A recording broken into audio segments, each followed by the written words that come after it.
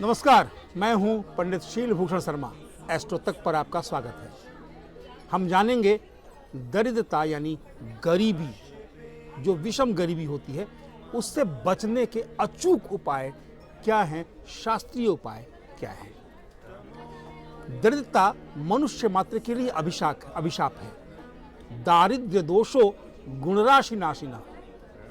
दरिद्रता का दोष संपूर्ण गुणों पर पर्दा डाल देता है।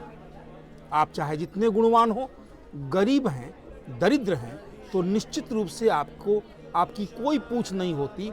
सभा समाज में धन ही पूछा जाता है, धन ही पूजा जाता है। धन की अधिष्ठात्री चंचला होती है, बिल्कुल चंचला है, स्वभाव चंचल है। एक स्थान पर तो टिकती ही नहीं और न ही एक स्थान पर धन टिकता है।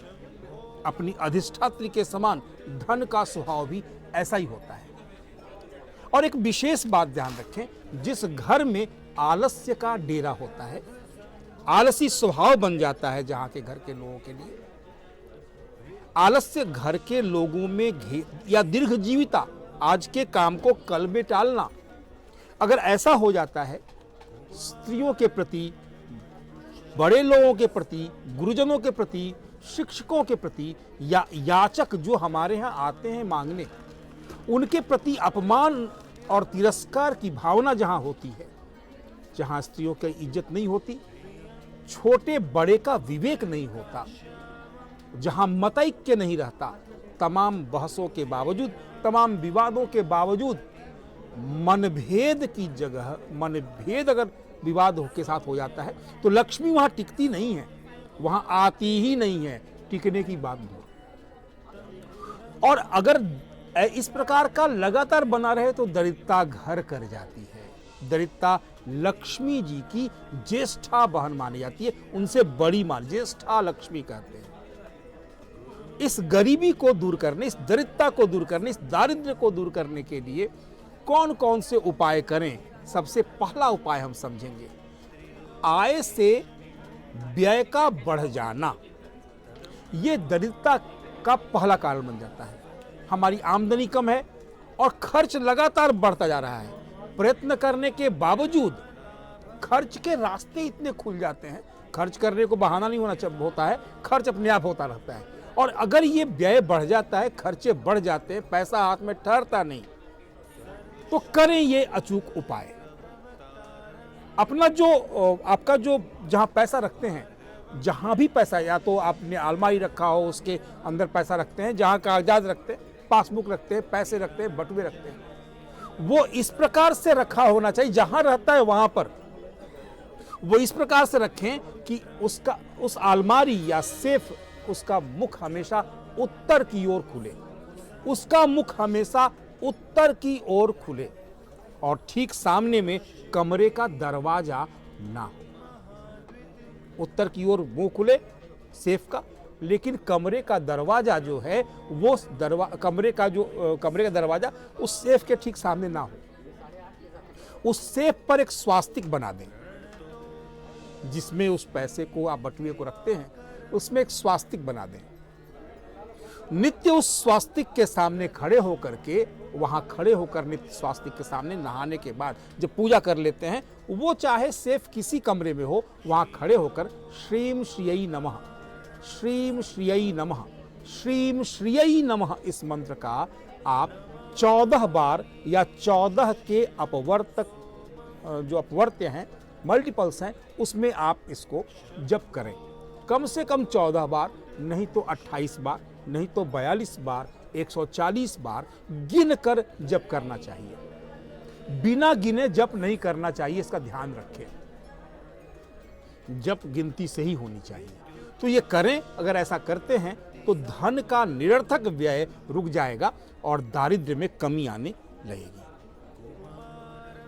हम दूसरा उपाय समझते हैं। ऐसा है कि आय तो दूर की बात, व्यय करने के लिए पैसे नहीं है। ऐसा दरिद्रता छाई जा रही है कि घर में खर्च करने को भी नहीं पैसे, एक जरूरी काम पर भी खर्च कर नहीं सकते। तो भगवान कुबेर की पूजा प्रारंभ करनी चाहिए। कुबेर यंत्र पूरा जो घर है आपका उसकी उत्तरी दीवार पर लगा दें। उत्तरी दीवार, पूजा घर अगर है तो उसके उत्तर की ओर लगा दें कुबेर यंत्र को। प्राण प्रतिष्ठित कर दें कुबेर यंत्र ला करके, तांबे में बने कुबेर यंत्र को, या फिर आप अष्टगंध से हाथ से भोजपत्र पर कुबेर का यंत्र लिख करके और उसे लगा दें। वहां पर पूर्वाभिमुख बैठकर, पूर्व की ओर अपना चेहरा रखकर बैठे। वहां घी का दीपक जला करके या तिल के तेल का दीपक जला करके, अगर ऊपर आपके पास वो सामर्थ्य नहीं है तो धूपबत्ती दिखा करके भी आप कर सकते हैं। नहीं सामर्थ्य तो हाथ जोड़कर करें, बिना किसी वहम में पड़े करें। ये मंत्र जपें, ओम कुबेराय वैश्रवणाय नमः, ओम कुबेराय वैश्रवणाय नमः, ओम कुबेराय वैश्रवणाय नमः। आप अगर जनेऊ नहीं पहनते तो ओम का उच्चारण ना करें, सिर्फ जपें कुबेराय वैश्रवणाय नमः, कुबेराय वैश्रवणाय। दारिद्र्य दूर हो जाएगा।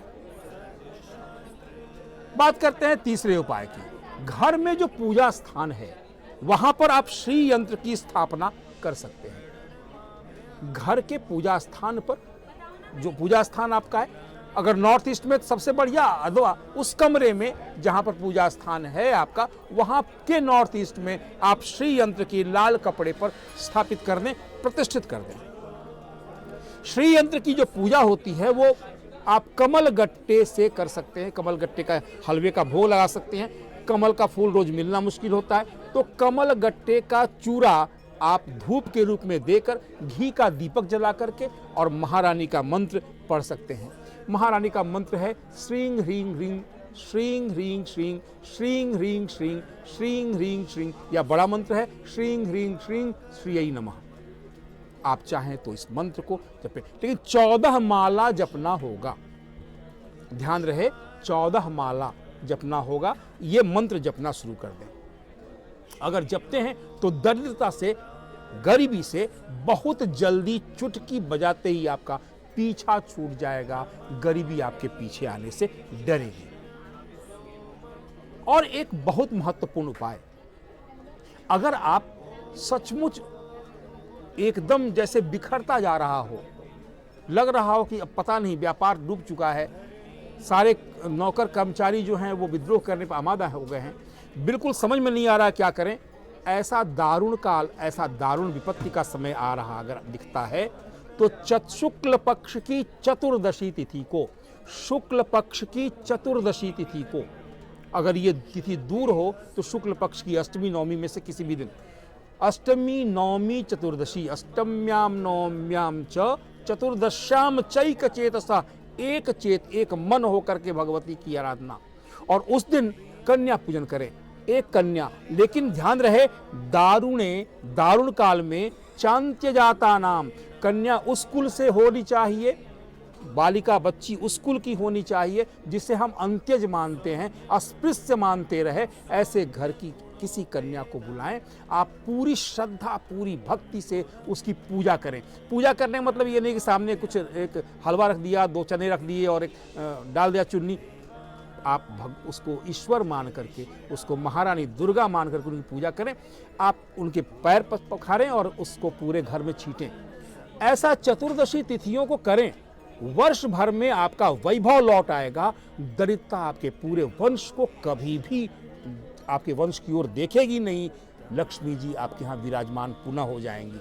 आप दारुणे चांत्य जाता नाम पूजयेत विधिना नरः, ये देवी सप्तशती का, भगवती दुर्गा का खुद ही बोला हुआ वचन है। इसलिए आप ऐसा करते हैं। चतुर्दशी तिथि को अगर आप अष्टमी नवमी तो तीनों तिथियों में करते हैं, चतुर्दशी बहुत दूर है तो अष्टमी करते हैं, आप अपनी श्रद्धा से इस काम करें, निश्चित रूप से गरीबी से आपका पीछा छूट जाएगा। और अंतिम महा उपाय, अगर इतनी लंबी नहीं कर सकते पूजा तो महारानी का चित्र लें, कमल के फूल पर उसको रखें, लाल कपड़े पर रखें, हाथ में बेल का फल लें। बेल जो बेलपत्र का जिससे पत्ते तोड़े जाते हैं, भगवान शंकर को चढ़ाया जाता है, ऐसे बेल। मंत्र हाथ में, श्री सूक्त का मंत्र बोलते हुए, आदित्य वर्णे तपसोधिजातो वनस्पतिस्तव वृक्षोथ बिल्वः तस्य फलानि तपसा नुदन्तु मायांतरा ये बाह्या अलक्ष्मी। हे बेल के फल, बेल से प्रार्थना करें, हे बेल के फल, आप माता की आशीर्वाद से मेरे अंदर और बाहर की दरिद्रता को, अंदर और बाहर की अलक्ष्मी को, अंदर और बाहर जो विराजमान जो दारिद्र्य है उसको निकाल फेंको। यह कहकर वो बेल का फल भगवती के समीप रख दें और ये काम हर शुक्रवार को करना शुरू कर दें। और ये जो काम है वो हर शुक्रवार को करें। वहां पर इत्र रखें माता को समय, और उस इत्र को अपने ऊपर छिड़क लें, अपने काम पर निकल जाएं। ऐसा करते हैं तो दारिद्र्य मन का, कर्म का या फिर संपत्ति का वो कभी भी आपको सताएगा नहीं। आपके वंश पर लक्ष्मी की कृपा हमेशा बनी रहेगी। इस चैनल एस्ट्रो तक पर आपको फिर आपसे मिलेंगे। बने रहिए, एस्ट्रो तक सब्सक्राइब कीजिए और मुझे इजाजत दीजिए। नमस्कार।